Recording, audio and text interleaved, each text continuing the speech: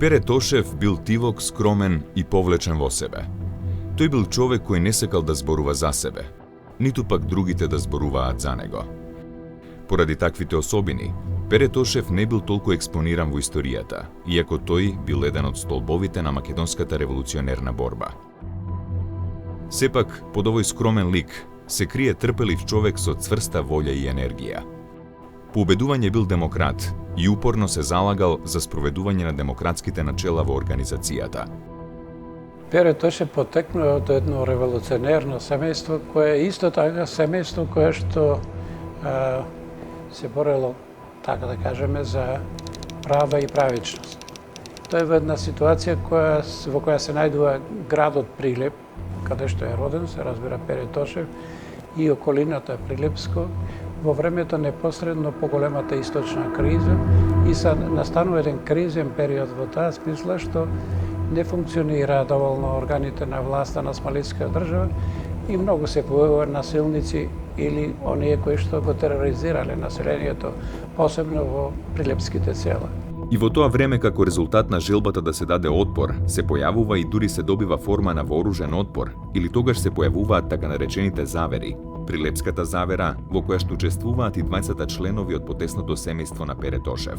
Едниот е зет од постарата сестра на Пере Тошев, а другиот вујко на Пере Тошев.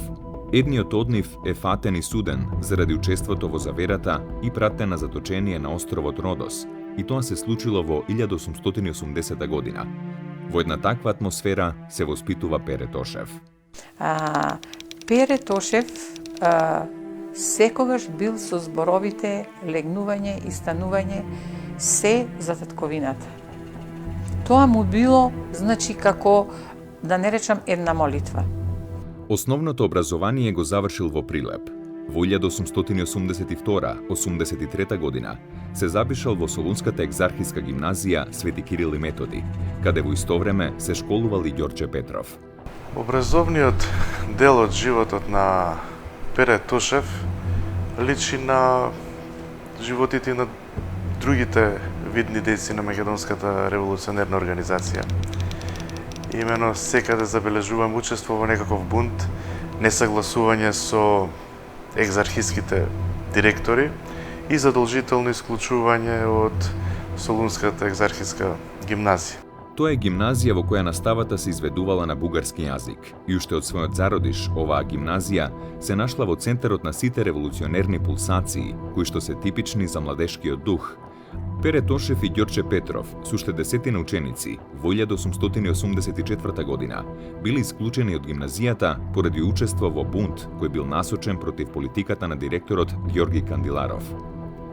Поради тоа Пере Тошев и Ѓорче Петров заминале во Пловдив, административен центар на автономната провинција Источна Румелија. Се разбира, главна причина за тоа исклучување, за тоа ученичко бунтување е всушност грубата екзархиска политика која што пред се спроведува строга дисциплина и на вистина сака и настојува од сите македонски ученици да направи вистински бугари по еден урнек на бугарските потреби и желби во Македонија и во таа смисла често пати во оваа гимназија се појавувале такви бунтови. Директорот на Пловдивската гимназија, по сугестии од екзархијата и од Солунската гимназија, не дозволил тие да се запишат веднаш. Независно од тоа, Пере Тошев останал во Пловдив, каде следната 1885 година се запишал во 6-ти клас. Уште кога заминува на школување во Пловдив, тука веќе одма се вклучува во македонските друштва кои што веќе од порано постоа и тој работи на нивно дури така реорганизирање и добивање еден друг карактер од добротворни, туку тие постануваат и револуционерни друштва. И во тоа време во Пловдив, Источна Румелија и во Софија, Кнежевство Бугарија, се одвивале подготовки за обединување на овие две бугарски области во една политичка единица. При тоа за свртување на вниманието од оваа цел, во двете провинции под покровителство на официјалните кругови се појавиле разни комитети кои го поставиле прашањето за ослободување на Македонија. Во таа смисла дури почнале да се испраќаат чети во Македонија. Во оваа еуфорична атмосфера, Пере Тошев се нашол меѓу основачите на Станимачкиот револуционерен комитет. Пере Тошев се носел со идејата со вооружена чета да замине за Македонија. И токму во тој контекст, Пере Тошев е еден од многуте доброволци кои се пријавиле да заминат за Македонија. Забраната за навлегување на четите во Македонија од двете бугарски области, непосредно пред чинот на обединувањето, ги открило задкулисните намери на бугарските власти со македонските емигранти. Обединувањето на двете бугарски области станало реален факт во септември 1885 година. Како последица на тоа, во ноември 1885 година, Србија ја објавила војна на Бугарија. Понесен од обединувачката еуфорија во Бугарија и непримерната српска агресија, Пере Тошев взел учество во српско-бугарската војна како доброволец во одредот на македонските арамии на капетан Коста Паница. Во текот на краткотрајната војна, Пере Тошев покажал особена храброст во битките кај Сливница и Пирот, поради што бил одликуван со орден за храброст. Во тоа време кај Пере Тошев созреала идејата дека ослободувањето на Македонија не може да дојде преку македонските комитети од Бугарија, туку преку конкретна акција одвнатре, поради што се вратил во Македонија. Околу 1890 година, Пере Тошев од Солун му пишувал на Ѓорче Петров, тогаш учител во Скопје, да се зафатат со формирање организација за ослободување на Македонија. Во 1892-93 година, Пере Тошев работел како учител во родниот Прилеп.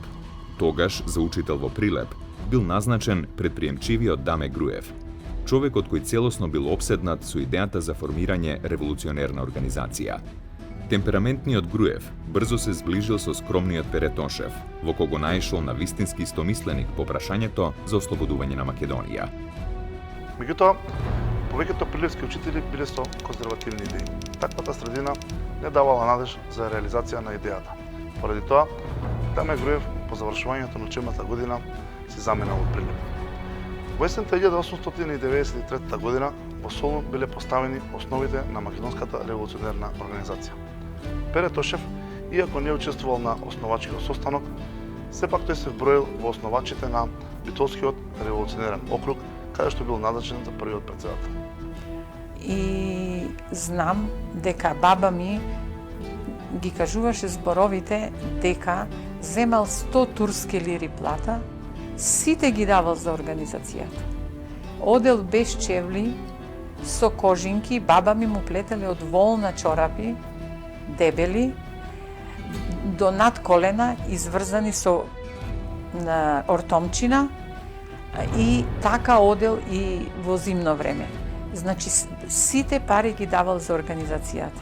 И тоа е кога оној полет револуционерен кај младите, нели, како, кога планира како треба да се води борбата, почнуваат од ништо, нели, тоа е една мал кружок, главно од млади луѓе, од ученици и од неколку наставници, и тие во своите така размислување долгорочни плани како може ефикасно против една огромна империја, каква што беше Османлиската империја, може да се води успешна борба. И тие се понесуваат на чувство дека најефикасно средство е бомбите. Доволно да се наоружаат со бомби и да фрлаат по улиците и да нападнат на касарните и дека ќе свршат работата. Имаше до таа степен военни искажувања, има во тоа идеализирање, наречеме, меѓутоа тоа израз на едно и на херојство кое што треба да се покаже, дека треба да се употреба дури, да речеме, отрови, не само бомби. А за динамитот беше нешто фетиш, дека динамитот и бомбите се тие кои се најефикасни средства. Со малку сили дека ќе може да се стресе, како викаме, Османлиската империја и да се сврти вниманието на Македонија и македонското прашање пред секај големите сили. При разговорот со Груев, Пере Тошев го отворил прашањето за методите на борбата, преку кои ќе се реализира целта на организацијата – ослободувањето на Македонија. Пере, како индивидуалист и анархист, во прво време не верувал во идејата за масовно народно востание. Тој им оддавал предност на анархистичките акции со бомби и динамит, поради што инсистирал да се испратат луѓе во Европа, за да се запознаат со бомбанджилакот. Во 1895 година ќе има едно востание во летото, така нареченото Мелничко востание, кога чети на Врховниот македонски комитет ќе навлезат од Бугарија. Многумина од тие четници, тие учесници во тие чети имале племенита мисла за да се борат за слободата на својата родна Македонија, меѓутоа зад тоа стоело нешто друго, имено бугарската влада сакала оваа активност на македонската емиграција да искористи за своји цели во насока да дојде до меѓународно признавање на кнезот Фердинанд, кој иако бил бугарски кнез, меѓународно не бил се уште признат. Кога Пере Тошев ќе слушне дека четите се навлезени, тој знаел дека во Битолскиот регион каде што делувал едноставно немало доволно оружје. Меѓутоа со неколкумина други се дошле до една мисла во ист ден да бидат убиени, да ги ликвидираат, поточно да кажам, Скопскиот Валија, Битолскиот Валија и Солунскиот Валија.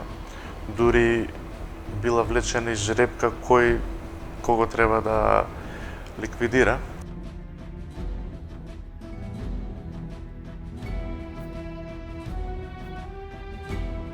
Сите тие идеи се нешто неостварливо и незамистливо во тоа време, меѓутоа самиот факт, овие утопистички идеи што постојат помеѓу нив, доволно зборува колку овие луѓе биле обседнати со идејата за брзо ослободување на Македонија и извојување на автономија во рамките на османската држава. И можеби од денешен аспект ова изгледа смешно или премногу храбро, меѓутоа сите револуционери или револуционерни здруженија во еден дел од својот развој минувале низ такви фази или барем некои нивни личности. Еве да го направиме една споредба со здруженијето кое што ќе поведе грчката борба за независност, Филики Етерија. Исто тие во еден момент од својот развој решиле да го пренесат седиштето на организацијата од Одеса во Цариград. Тоа беше тоа и идеализмот во раната фаза, кога се уште не беше изградена доволно стратегијата како ќе се организира народот, како ќе се води, како ќе се дојде до масовно организирање на народот, вооружување на народот, еден сенароден револуционерен подвиг што требаше да се изведе. Во тоа е суштината, така тоа не е специфика ниту во карактерот на Пере Тошев, туку една фаза, да речеме, во неговите ранна фаза размислување. Целиот период на револуционерното действување тој е строго посветен и принципиелен дека мора да функционира организацијата, особено во Битолскиот револуционерен округ, кој што тој го создаде практично и прв го беше председател на окружниот револуционерен комитет и каде што дури тој во почетната фаза строго ги селектира луѓето кои што ги посветуваше. Мора да бидат тие, и тоа, како да речем, оние луѓе со авторитет, како се вика, видни луѓе, така да бидат. Меѓутоа и кои ќе бидат цврсти, посветени делото, кои што при најмала криза не би одстапили од она што или не би го компрометирале делото. И така ти ги воспитуваше учениците, од ним ги регрутуваше младите револуционери и така создаде една најмоćна организацијата беше во Битолскиот револуционерен округ, токму во времето кога раководеше со неа од 1894 до 1898 година. Пере Тошев како председател на Битолскиот окружен комитет учествувал на првиот конгрес на МРО, кој се одржал за време на Великденската ваканција 1896 година во Солун. Овој конгрес извршил значајни промени во идеолошката платформа на МРО. Согласно одлуките на конгресот, организацијата била преименувана во Тајна Македоно-Одринска револуционерна организација, ТМОРО. Истовремено била донесена одлука да се изработи нов устав и правилник и да се отвори задгранично представништво во Софија. На конгресот биле разгледани повеќе прашања, како што биле односот кон надворешните пропаганди, кон ВМК, односот кон проекзархиската групација во Солун. Во врска со последното прашање, Пере Тошев, кој бил задолжен за контакт со споменатава групација, пред конгресот реферирал дека преговорите завршиле безуспешно. Освен тоа, интересен е и ставот на Пере Тошев уште во овој ран период од функционирањето на организацијата во смисла за воведување на децентрализација, бидејќи оваа организација функционира врз строго конспиративни и централистички начела, А еве, Пере Тошев уште во овој ран период бара таква децентрализација, тоа најубаво се гледа преку неговото барање секој окружен комитет да има одделен печат од Централниот комитет. Да постои еден систем не на строга надреденост, како се велеше тога еден другарски однос или демократизирање на односите, да не биде само наредбодавно да функционира организацијата, и затоа тој уште по доаѓањето во Централниот комитет во Солун, нели рековме 98-ма тој доаѓа, 99-та веќе тој во Централниот комитет, како веќе докажан веќе револуционери, тоа водечки, кој создаде силна база на организацијата, и кога се постави прашањето дали за кореспонденцијата и на комитет, тогаш комитетите, окружните комитети се комуницира со централни, и кога се нареди треба да биде сето тоа централизирано, односно сите акти да се со печат на Централниот комитет, тој Пере Тошев рече не, така не може. Мора да има поголеми компетенции овие окружните комитети, тие носат целата укупна одговорност, тие ги знаат состојбите на теренот, тие има и одговорност, затоа и треба да има поголем авторитет. Авторитет кога нивните документи ќе бидат подпишани со нивни печати, односно секој окружен револуционарен комитет има свој печат со кој што се посведочува нечија автентичноста или вердостојноста на документот.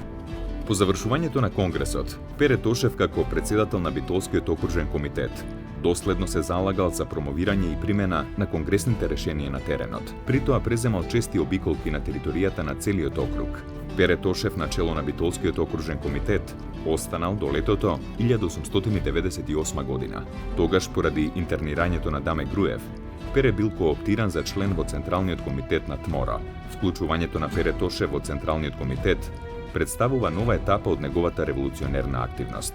Во таа смисла тој учествува во носењето на сите клучни одлуки од страна на Централниот комитет во еден турбулентен период кога веќе организацијата го надминала првиот конспиративен карактер и време кога таа веќе започнала да ги зацртува контурите и да ја гради својата вооружена сила преку Четничкиот институт. Заради забрзаната динамика на теренот и се брзото вооружување на населението, со тек на време се случувале и разни грешки, кои што се последица понекогаш на невнимание, друг пат на пропусти, или пак заради будноста на власта, и ете во една таква констелација во 1901 година, во јануари месец, избувнала Солунската провала, која што има огромни последици за севкупниот развој на македонското револуционерно движење.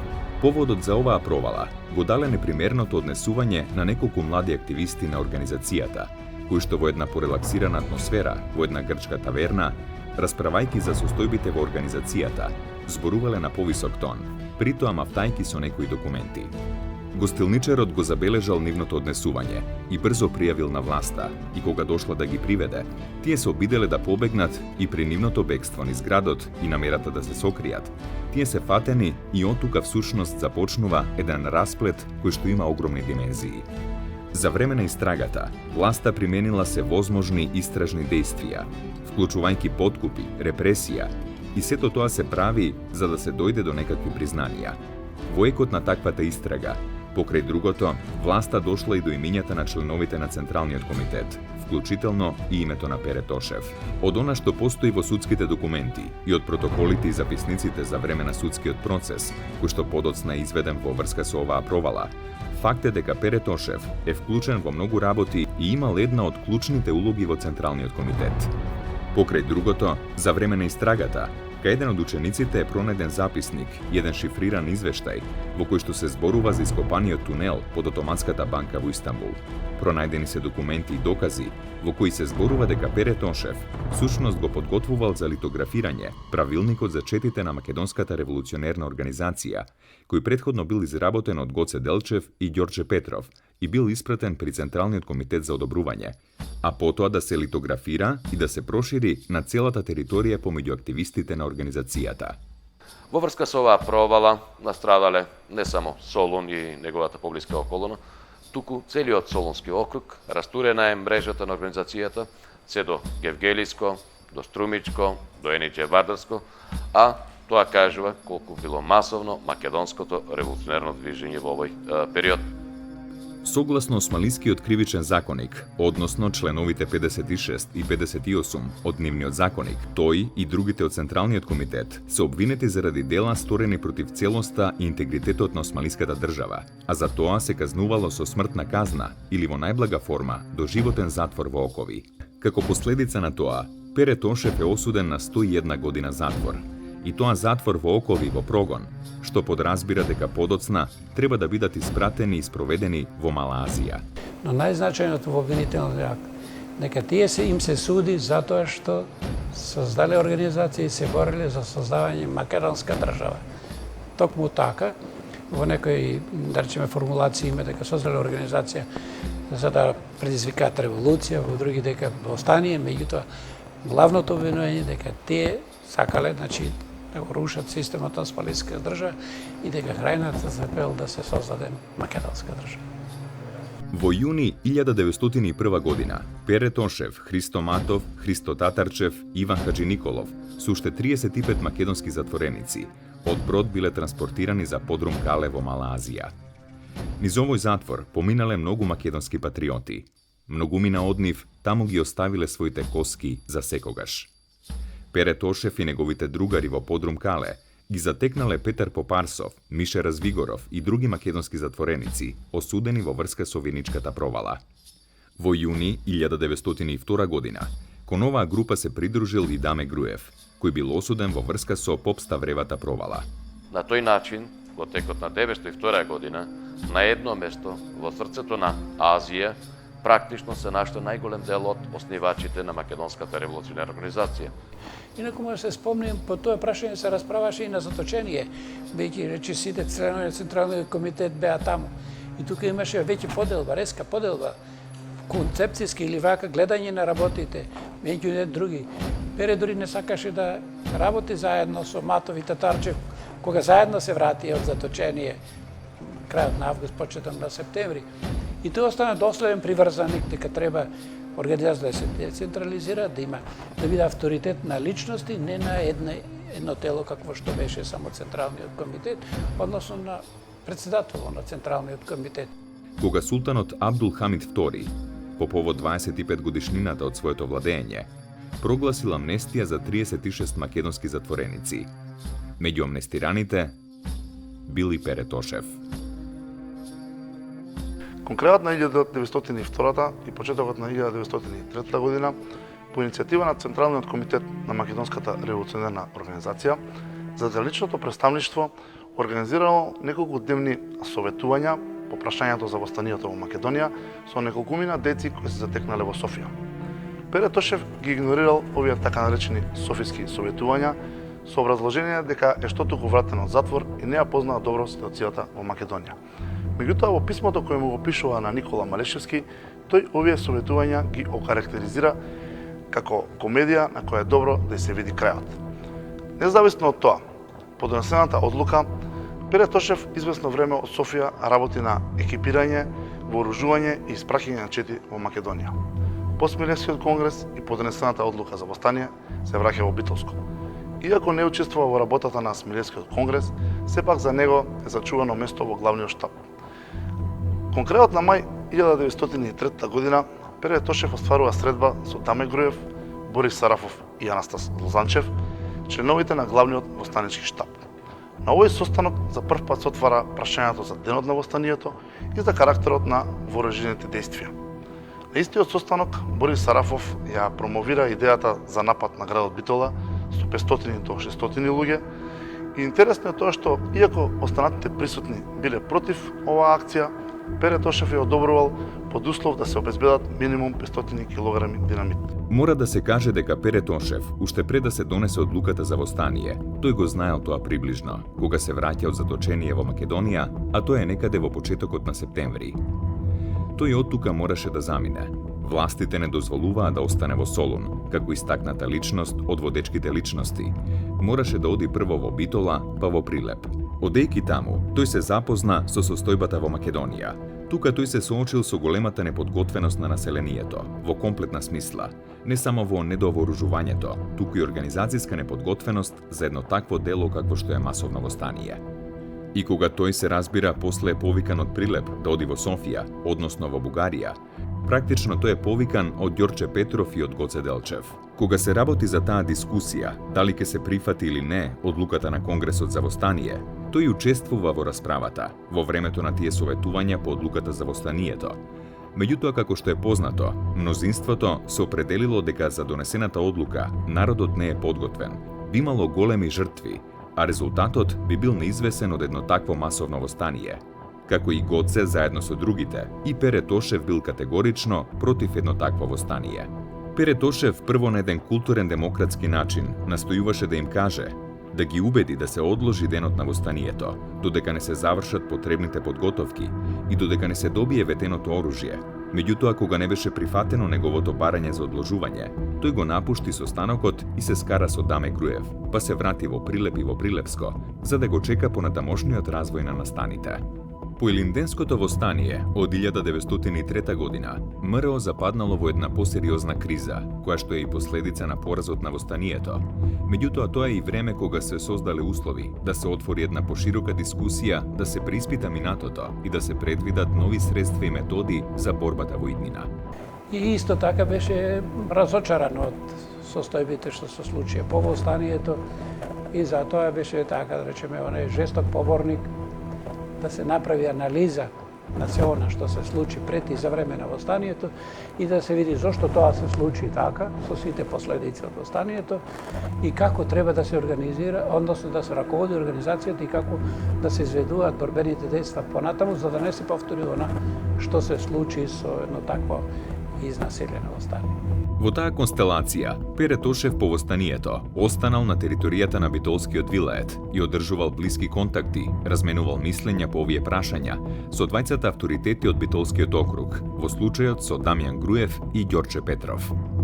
Во екот на раната пролет, 1904 година, тие дури имале една заедничка дводневна средба во селото Селце, каде што се разговара токму за ова прашање. Меѓутоа, наместо да дојдат до некое заедничко решение и предлог за воиднина, во случајот времето го поминале во меѓусебни расправи, навраќајќи се на минатото, кој бил во право, кој не, кој бил за демократизација, кој за децентрализација, значи всушност не е изграден заеднички став.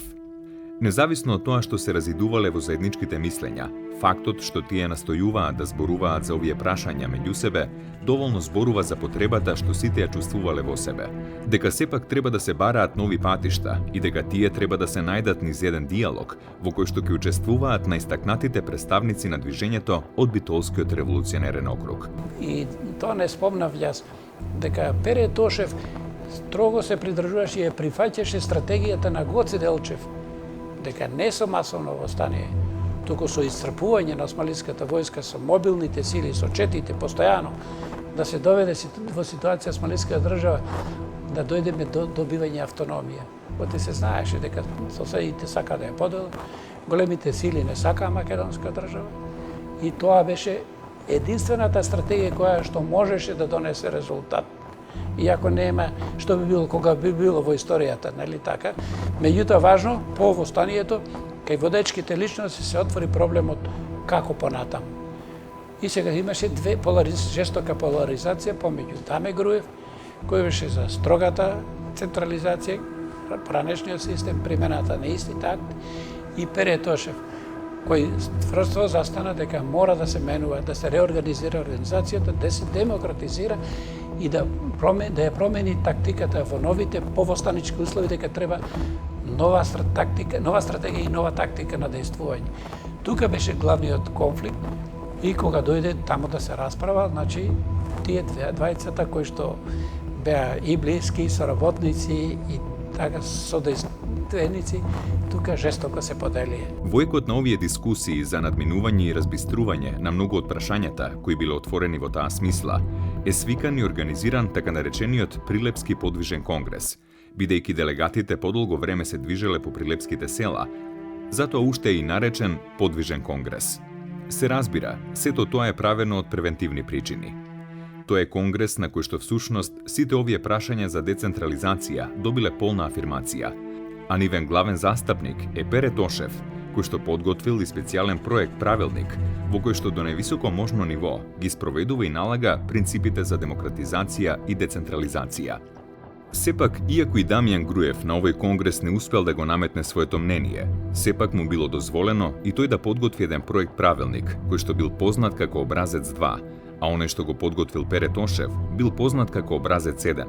Па двата проект правилника подоцна се испратени на разгледување во другите окрузи на Македонија и всушност тие треба да послужат како платформа за идниот општ конгрес и како појдовна основа, значи за целосното устројување на организацијата. И на конгресот едните и другите настапија, Пере настапи со една долгорочна програма за действување на организацијата со многу елементи.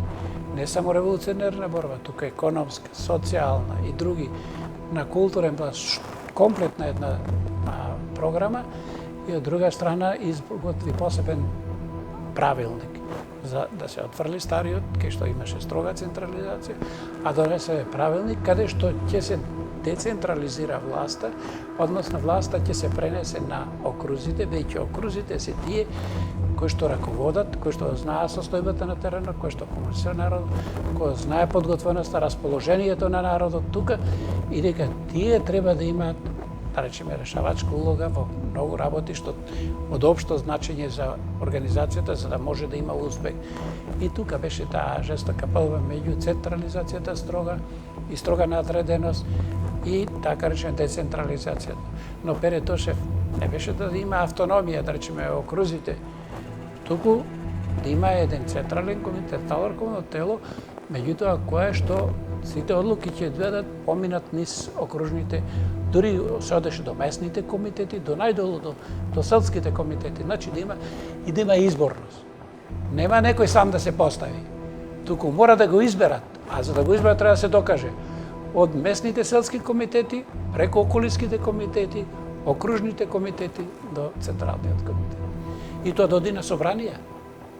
Значи таа практично предлагаше еден современ за тогашните услови парламентарен систем, за разлика од овој парламентарен во буквална смисла, бидејќи се подведуваше под изборност и тука немаше да има случајности, немаше да има случајни луѓе кои влегле и кои што можат да нанесат штета на организацијата. Тоа беше суштинската разлика. Тоа се идејна, меѓутоа и стратегиска разлика помеѓу две концепции. Едната старата концепција или како се каже, така да речеме уште за неја беше квалификована како мистична, која што да се знае едно тело постои и тоа донесе одлуки, сите мора да извршуваат.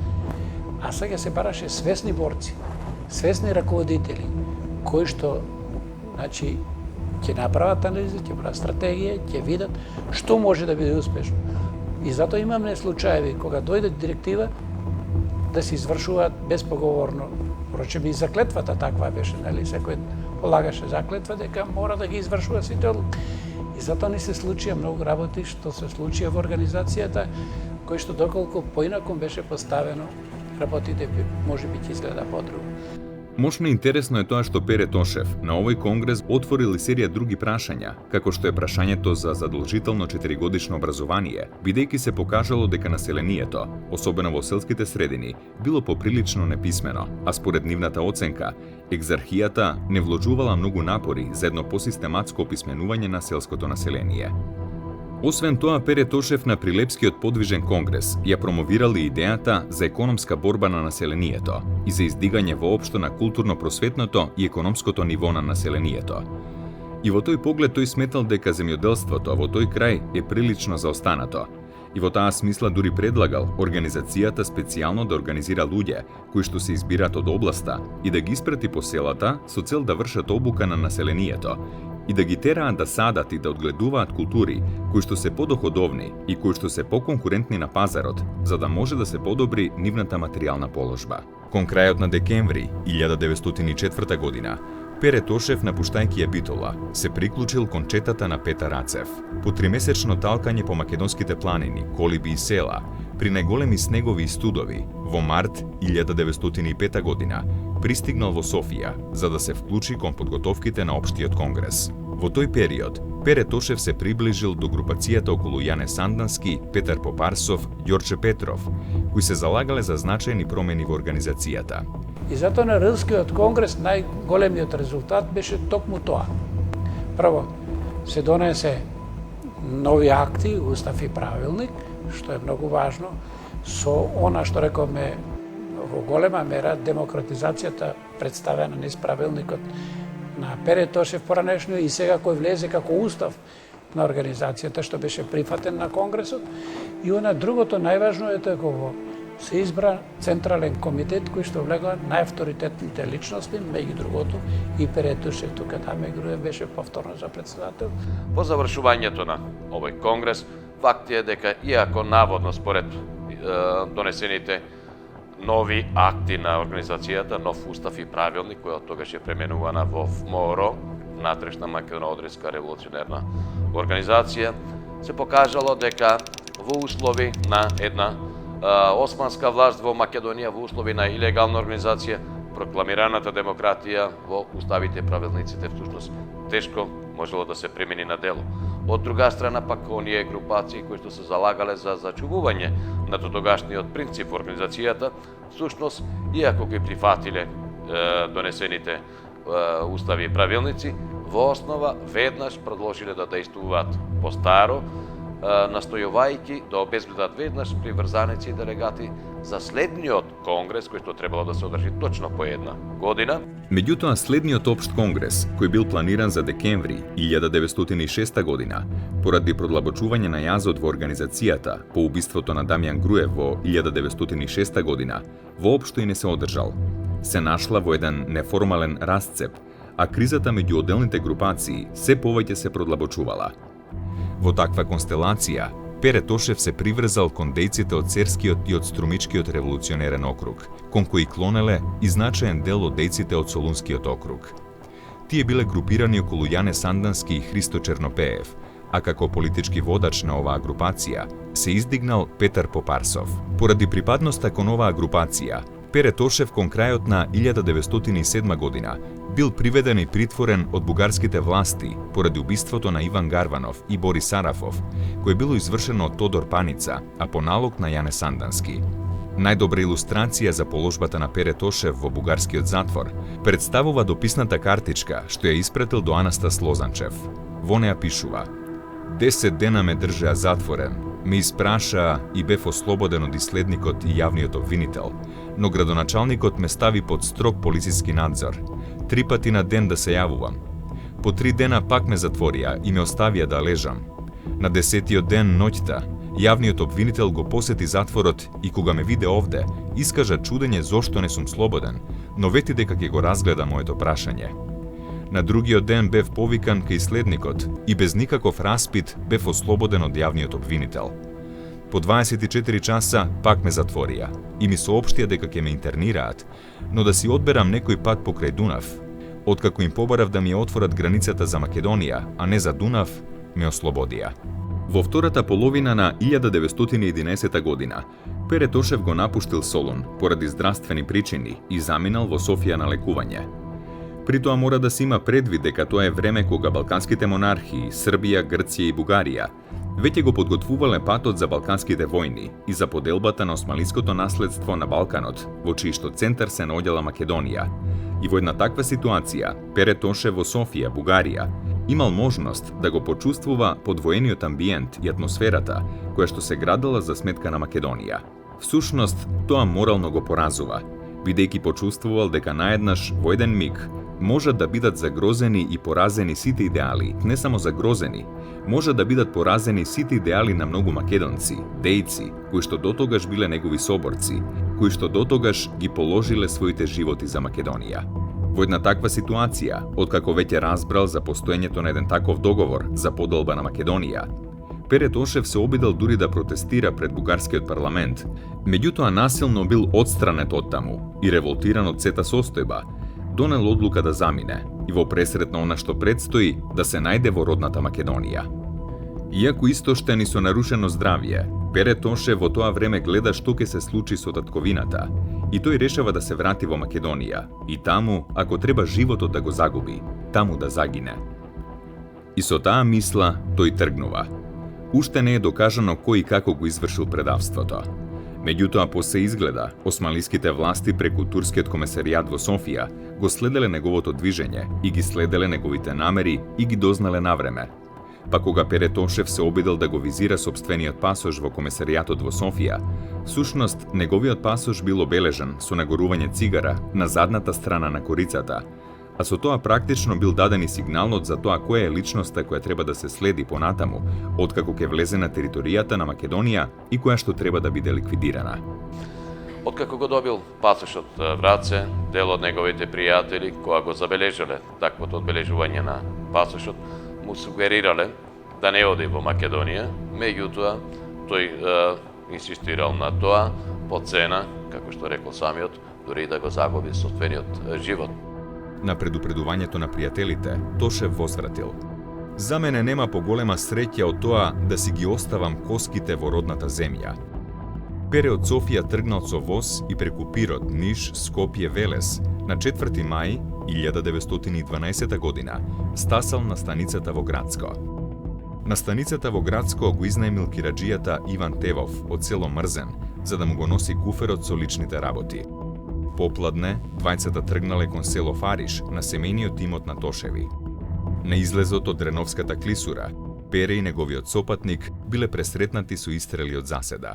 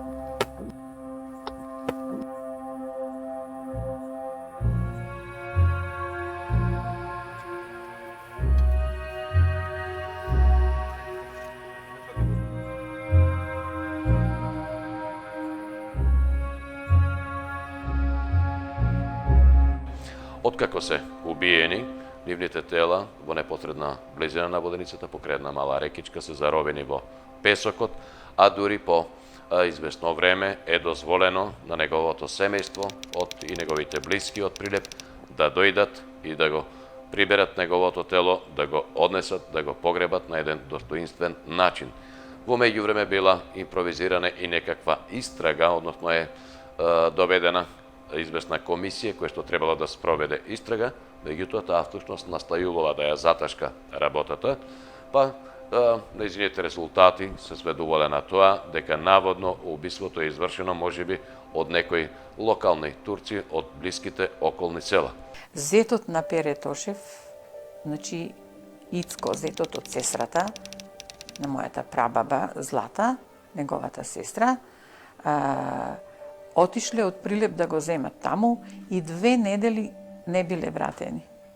Дома страхувале да не се и тие отепани од турците.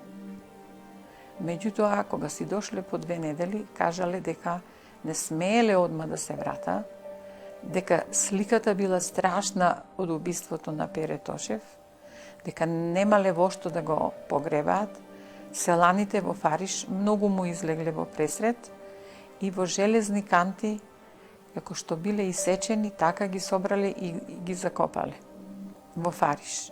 Значи се до 1994 година, кога локалната самоуправа овде одлучи во договор со тамошните жители и ние со мојот сопруг се подпишавме за да биде донесен и закопан во саркофаг овде во црквата Свето Благовештение.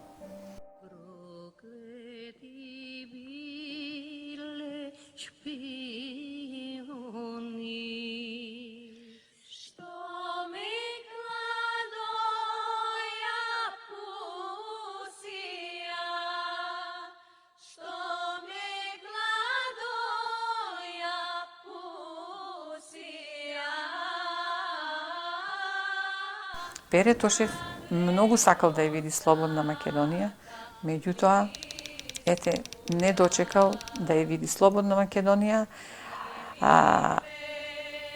Животот му бил многу тежок, завршил на многу тежок начин, доаѓајќи си овде да се лекува. Читајќи ја беседата за Пере Тошев, која ја напишал неговиот другар Ѓорче Петров, највеќе впечаток ми остави една негова мисла. Беше една од најкрупните фигури во бурната револуционерна епоха. Роб на природната срамежливост, тој не сакаше на широко да се зборува за неговата личност додека тој беше жив. Оваа негова желба остана како завет кај неговите другари и по неговиот трагичен крај. Пере Тошев беше од оние македонски револуционери кои работеа, кои действуваа, кои беа строго посветени, кои беа упорни во она што го прават, но не се експонира. Пере е исклучителна личност и некаде тој во современиците и некои други, да речеме за него, дека беше совестна организација, во аскетски посветен и до крајна мерка чесен, дури, како се вика, упорен во она што треба постигне и затоа така дојде таков успех на Рилскиот конгрес. Сите тие особини го одликува од другите. Со тоа, всушност, е остранета уште една личност која што одиграла значајна улога во македонското револуционерно движење, човек столб на организацијата, иако бил ненаметлив, а иронијата како да посакала тоа да се случи на 4 мај, денот кога што загинал и Гоце Делчев.